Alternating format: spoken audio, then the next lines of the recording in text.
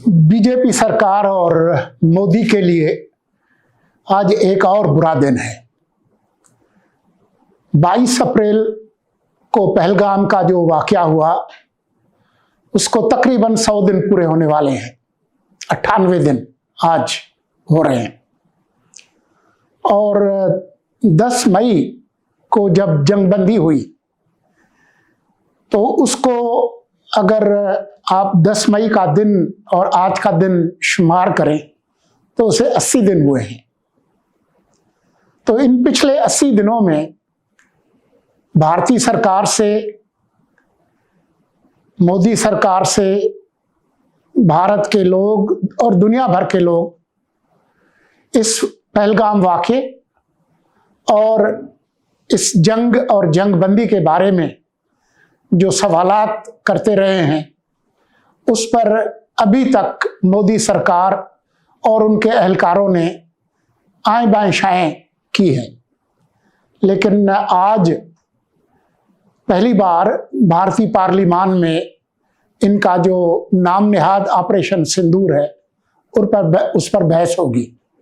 यकीनी तौर पर हिज़्ब इख्तिलाफ के जो बहुत सारे रहनुमा हैं, जिनमें राहुल गांधी भी हैं, वो और दूसरे हिज़्ब मुखालिफ के जो लोग हैं वो सवाल उठाएंगे। जो भारतीय हिज़्ब इख्तिलाफ है उसने शुरू से ही जब ये जंगबंदी हुई उसके फ़ौरन बाद पार्लियामान के एक खुसूसी इजलास का मुतालबा किया था, लेकिन मोदी सरकार उसको टालती रही। मोदी साहब दुनिया भर की यात्राएं करते रहे और इनके जो एहलकार हैं वो मुसलसल मुतज़ाद बयानबाजी करते रहे। लेकिन आज उनको बहुत सारे सवालात के जवाब देने पड़ेंगे, पहलगाम के वाक़े के बारे में भी और जो जंग हुई उसके जो नताइज हैं और जिस तरह से ये जंग बंदी हुई उसके बारे में उनको सख्त सवालों के जवाबात देने पड़ेंगे। ऐसी ही सूरत हाल में भारत के एक बहुत ही सीनियर सियासतदान जो मुख्तलिफ वजारतों पर फायज रहे हैं और ख़ास तौर पर जब 26 नवंबर 2008 का मुंबई का दहशतगर्दी का वाक़या हुआ था तो उसके बाद वज़ीर दाखिला बने थे पी चिदम्बरम, उन्होंने एक तहलका खेज इंटरव्यू दिया है भारतीय जो जर्नल है और ऑनलाइन पोर्टल है द क्वेंट को। They are unwilling to disclose what the NIA has done all these weeks. Have they identified the terrorists, where they came from? I mean, for all we know, they could be homegrown terrorists. Why do you assume that they came from Pakistan? There's no evidence of that. और उसमें बहुत सारे अहम सवालात उठाए हैं।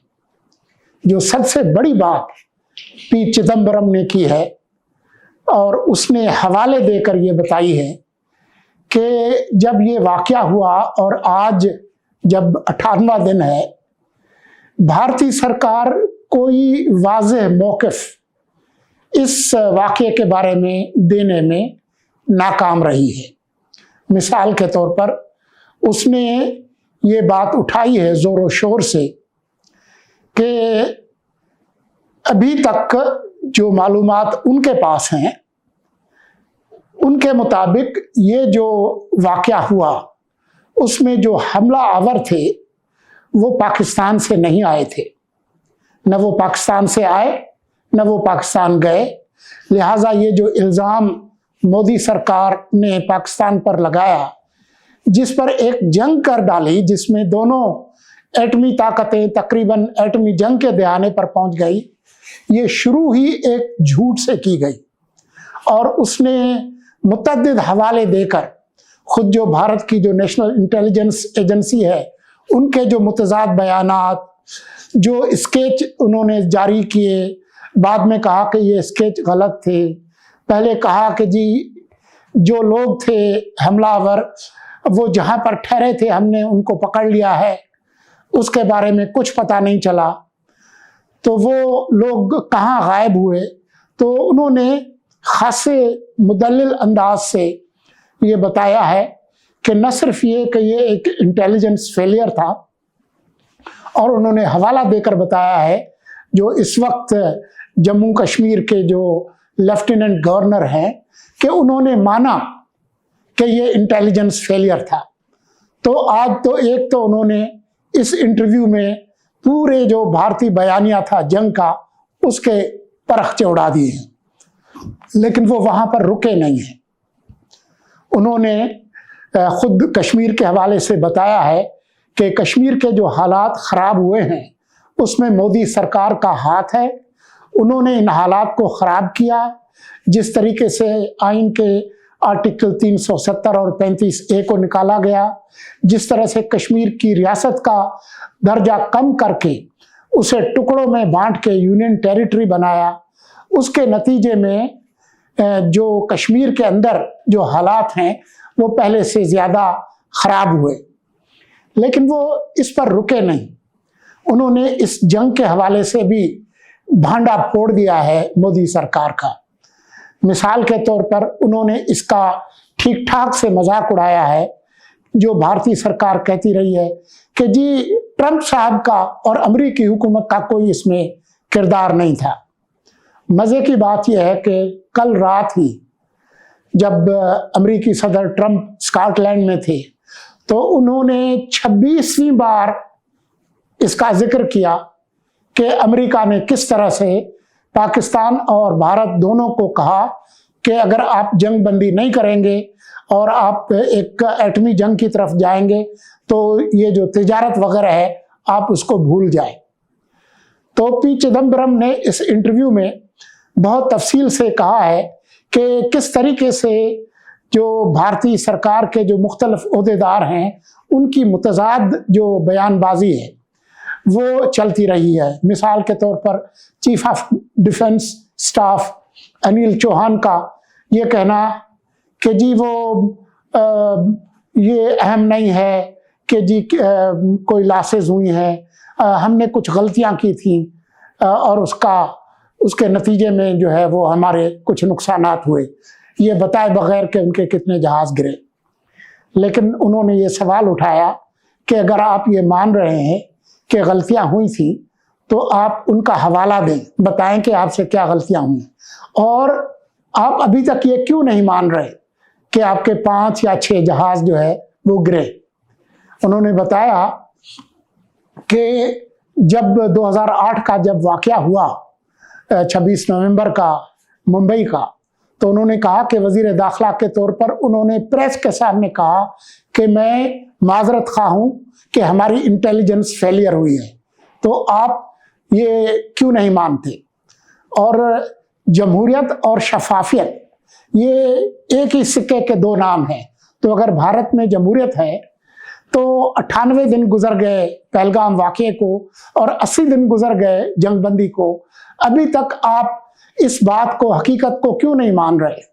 जब Trump सरकार ने ट्वीट किया कि हमने जंगबंदी कराई है, उन्होंने कहा कि जो मोदी साहब हैं वो खुद खुलकर क्यों नहीं मान रहे कि ट्रंप का रोल था। पाकिस्तान तो मान रहा है, भारत क्यों नहीं मान रहा। और उसने ये सवाल उठाया कि अगर कोई मुल्क जंगबंदी कराता है तो इसको मानने में क्या अमर माने हैं। उन्होंने बताया कि जब 1965 की जंग पाकिस्तान और भारत की हुई तो उसको ख़त्म कराने में उस वक्त जो सोवियत यूनियन था, जो आज रूसी फेडरेशन है, उन्होंने एक अहम किरदार अदा किया उस जंग को बंद कराने में। और जो भारतीय वजीर आज़म थे लाल बहादुर शास्त्री, वो गए ताशकंद और जो मुआहदा ताशकंद उस पर हुआ जिसके नतीजे में वो जंग बंद हुई।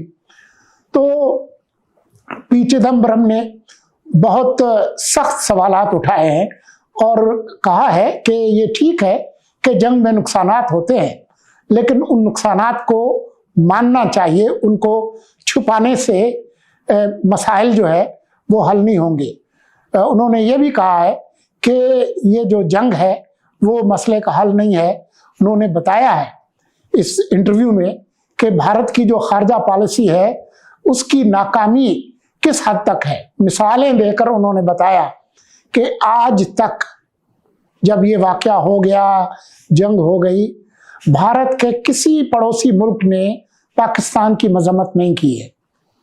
चाहे म्यांमार हो, चाहे बांग्लादेश हो, चाहे नेपाल हो, भूटान हो, मॉरिशस हो, फिर जो बैनुल अक़वामी जो इत्तेहाद हैं या तंजीमें हैं, शंघाई कोऑपरेशन ऑर्गेनाइजेशन का जिक्र किया, ब्रिक्स का जिक्र किया, क्वाड है, किसी मुल्क ने पाकिस्तान की मजम्मत नहीं की। हमदर्दी का इजहार जरूर किया जो मुतासरीन थे, लेकिन पाकिस्तान की मजम्मत किसी ने नहीं की। तो उन्होंने जो भारत की खारजा पॉलिसी की जो नाकामी है उसका इजहार किया।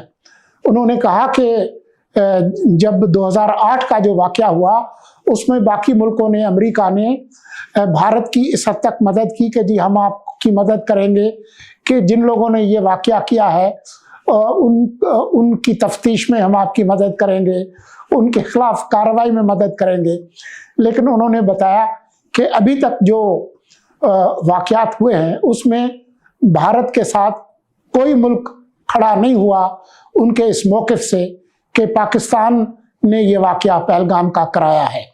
तो ये जो उनकी खारजा पॉलिसी की नाकामी है उसका भी उन्होंने भरपूर जिक्र किया। अब ये जो मानसून सीज़न जो आज शुरू हो रहा है उसमें बहुत सारे सवालात उठाए जाएंगे, लेकिन इस वक्त जब हम गुफ्तगू कर रहे हैं भारतीय मीडिया में पी चिदम्बरम के इस इंटरव्यू का बहुत चर्चा है, जिसमें भारतीय सरकार और मोदी सरकार और उनके जितने भी अहलकार हैं उनके पिछले 80 दिन के इस जंग के बयानिए के परखचे उड़ा दिए हैं। पी चिदम्बरम ने इसका भी जिक्र किया कि किस तरह से अमेरिकी सदर ने field marshal general Asim Munir को वाइट हाउस बुलाया और एक तरह से उन्होंने कहा कि ये भारत का मजाक उड़ाया गया और वो जनरल आसिम मुनीर को और एक तरह से जो भारतीय सरकार है, मोदी सरकार है, उनको बराबर की सतह पर ले आए हैं। बल्कि उन्होंने ये कहा कि जब मोदी नारे लगवा रहे थे अब की बार ट्रंप सरकार, तो अब ये अपने उनके जो नारे हैं वो उनका मुंह चिढ़ा रहे होंगे कि क्यों ना उन्होंने कामला हैरिस की मदद की, जो शायद उनके बकौल ज़्यादा भारत नवाज होती। और इस वक्त जो है वो ट्रंप सरकार ने एक तरह से मोदी सरकार के बखे उधेड़ दिए हैं। अभी हम देखेंगे कि इस पार्लियामान के सेशन में और कौन सी खबरें निकलती हैं, लेकिन अभी तक ये